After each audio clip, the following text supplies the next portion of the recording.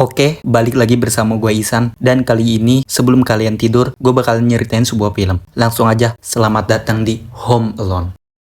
Oke, jadi film diawali di malam hari dengan keluarga besar McAllister yang sibuk prepare buat besok holiday ke Paris. Dan ini peran utamanya dalam film ini yang namanya Kevin. Kevin laporan ke emaknya kalau dia nggak dibolehin nonton sama paman Frank tapi kakaknya boleh. Emaknya sibuk nelpon dan dia cuma bilang, Kevin, if Uncle Frank says no, then it must be really bad. Terus adegan pindah ke polisi gadungan ini yang terus nanya kalau ada orang tua nggak di sini ke para sepupunya Kevin. Terus balik lagi ke Kevin yang minta bantuan ke para sepupunya buat bantuin siapin koper atau prepare baju lah ya. Tapi sepupunya pada nggak peduli sama dia. Terus si Kevin kesel karena nggak ada yang mau bantuin dia sambil ngomong, This house is so full of people. It makes me sick.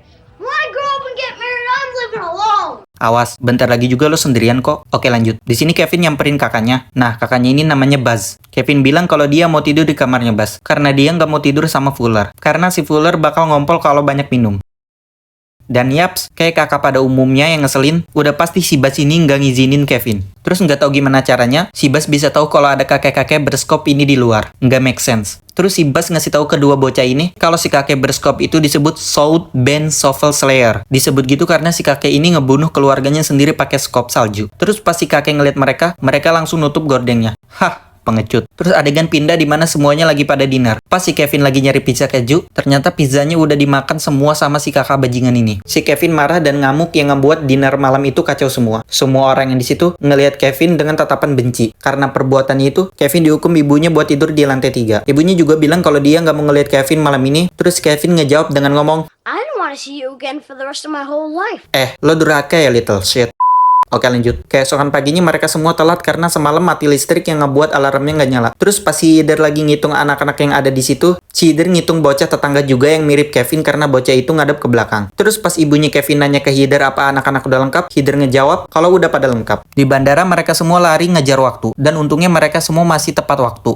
Did we miss the flight? No, you just made. Terus adegan pindah ke si Kevin yang baru bangun tidur. Dia ngecek seluruh ruangan yang ada di rumahnya, tapi semua orang udah pada nggak ada. I made my family disappear. Terus si Kevin kesenengan bisa ngelakuin apa aja, mulai dari baca majalah Playboy, main tembak-tembakan, dan nonton film. Terus adegan pindah lagi ke ibunya. Ibunya ngerasa kalau dia ngelupain sesuatu tapi nggak tahu apa yang dilupain itu. Sampai akhirnya dia inget kalau anaknya yang dilupain. Terus adegan pindah ke dua perampok ini. Yang satu namanya Marvin, dan yang satu lagi namanya Harry, yang jadi polisi gadungan di awal film tadi. Kevin ngelihat bayangan mereka dari jendela dan langsung nyalain semua lampu rumah. Terus dua perampok ini ngira kalau keluarganya Kevin belum berangkat. Dan akhirnya mereka nggak jadi ngerampok rumahnya Kevin. Terus adegan pindah ke emaknya. Emaknya nelpon departemen kepolisian minta tolong buat ngecek anaknya di rumah karena khawatir. Terus polisi datang ke rumahnya buat ngecek, tapi si Kevin gak keluar karena masih takut gara-gara perampok tadi. Abis itu keluarganya pamitan sama emaknya Kevin karena emaknya Kevin bakalan stay di bandara sampai dapat tiket cadangan ke Chicago. Terus adegan pindah ke si Kevin lagi. Pas si Kevin lagi manjat rak bus, tiba-tiba raknya hancur. Ternyata si Kevin cuma mau ngambil tabungan bus buat belanja. Terus adegan pindah ke dua perampok ini. Ternyata semalam mereka ngerampok ke rumah yang di depan rumahnya Kevin. Pas Marvin lagi ngambilin barang, tiba-tiba dia dengar sesuatu dari telepon rumah itu. Chuck, this is Peter McAllister again, and we're still in Paris at my brother's apartment. Karena pesan dari telepon itu, akhirnya mereka tahu kalau rumahnya Kevin itu kosong. Balik lagi ke Kevin. Pas si Kevin mau bayar sikat gigi, tiba-tiba kakek skop itu datang buat bayar juga. Gara-gara itu si Kevin langsung kabur ketakutan. Karyawan toko itu bilang ke polisi kalau si Kevin itu pencuri. Si Kevin pun dikejar polisi, tapi akhirnya dia lolos. Adegan pindah lagi ke perampok tadi. Si Marvin ngetutup saluran air tempat cuci piring sama nyalain airnya. Habis itu dia bilang ke Harry kalau dia ngelakuin itu karena identitas mereka. Karena mereka adalah bandit basah. Udah gila emang nih orang. Terus pas mereka lagi jalan, tiba-tiba ada Kevin di depannya yang hampir ketabrak. Si Kevin langsung nyadar siapa si Harry ini karena gigi emasnya. Habis itu, Harry ngikutin si Kevin dari belakang karena penasaran. Kevin yang sadar kalau dia diikutin, dia lari ke gereja dan nyamar jadi salah satu patung. Harry dan Marvin ngira kalau Kevin masuk ke gereja, dan mereka pun pergi. Pas malam harinya, perampok tadi datang ke rumah Kevin. Tapi mereka ngira kalau keluarganya udah balik dari Paris. Ternyata itu semua cuma manekin dan akal-akalan Kevin. Akhirnya perampok tadi pun pergi. Adegan pindah ke orang ini yang nganter pizza. Kevin pakai suara aktor di film buat ngomong sama orang yang nganter pizza. Abis ngasih uangnya, Kevin ngeprank orang itu pakai cara adegan film yang dia tonton. 1,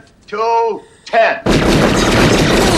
Terus adegan pindah ke emaknya. Emaknya nego sama nenek-nenek biar dapat tiket ke Chicago. Emaknya nawarin semua yang dia punya ke nenek ini. Mulai dari jam tangan, cincin, anting, duit $500. Tapi semuanya percuma karena suaminya nggak mau. Emaknya Kevin putus asa. Terus ngomong, I'm begging you, from a mother to a mother, please. Akhirnya mereka pun mau, balik lagi ke Kevin. Kevin belanja di supermarket. Pas lagi di kasir, si Kevin ditanya-tanya sama kasirnya. Ini orang kepo banget dah. Oke lanjut. Dua perampok ini lagi mantau rumah Kevin. Terus si Harry ngerasa ada yang aneh. Karena semalam rumah itu rame, tapi sekarang sepi. Si Marvin pun ngecek rumah Kevin. Pas lagi ngecek, Kevin langsung ngeprank Marvin pakai cara yang sama ke orang yang nganter pizza. Bedanya, sekarang pakai petasan biar kedengerannya real. Terus adegan pindah ke emaknya. Emaknya debat lagi karena nggak dapat tiket. Terus ada orang yang mau bantu emaknya. Dia ngenalin dirinya dari band tahun 70-an. Orang ini juga bilang kalau dia bakal ngasih tumpangan ke emaknya Kevin. Terus balik lagi ke perampok ini. Akhirnya mereka pun tahu kalau selama ini mereka udah ditipu sama Kevin. Si Kevin ngedengar Harry ngomong ke Marvin kalau mereka bakalan ngerampok jam 9 malam. Terus malamnya si Kevin pergi ke Santa Claus. Si Kevin gak minta hadiah apapun dari Santa Claus, tapi dia minta semua keluarganya balik. Abis itu dia pergi ke gereja. Dia ketemu sama kakek Skop ini. Mereka pun berdua akhirnya deep talk. Kevin bilang kalau dia sayang sama keluarganya, tapi kadang benci juga. Terus si kakek Skop ini juga bilang kalau dia di sini karena mau lihat cucunya. Soalnya dia udah lama bertengkar sama anaknya dan cuma bisa lihat cucunya di gereja ini. Si Kevin ngasih saran ke kakek Skop ini buat nelpon anaknya. Tapi si kakek Skop ini takut kalau anaknya nggak mau ngomong sama dia. Dan si Kevin cuma ngomong kalau setidaknya si kakek Skop ini udah mencoba. Karena udah mau jam 9, Kevin pun balik ke rumahnya. Terus dia nyiapin semua jebakan sambil nunggu perampok tadi.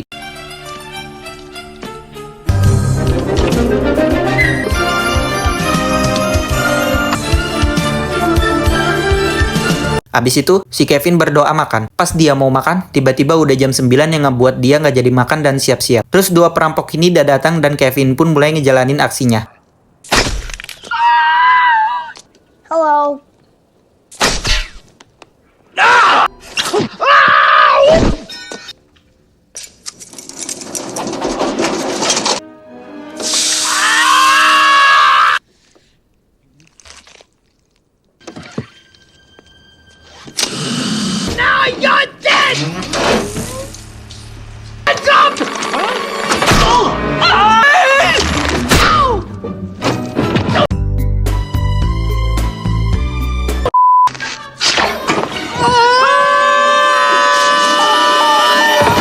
Abis jebakannya berhasil semua, Kevin pergi ke rumah tetangganya yang dirampok sama perampok ini. Tapi, Kevin ketangkep sama mereka, karena mereka lewat pintu depan. Hiya, pal. We outsmarted you this time. Get over here. Untungnya, pas saat itu ada kakek berskop ini ngebantu Kevin.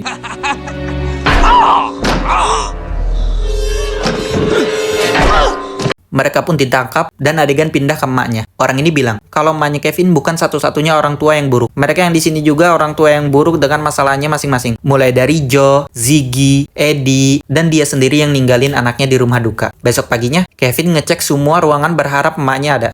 Mom? Mom? Tapi ternyata nggak ada. Pas Kevin lagi ngeliatin foto, tiba-tiba dia ngedenger suara pintu. Pas Kevin turun, ternyata itu emaknya. Abis itu, pas emaknya ngasih tahu kalau yang lainnya nggak bisa datang, tiba-tiba mereka semua datang. Shut up!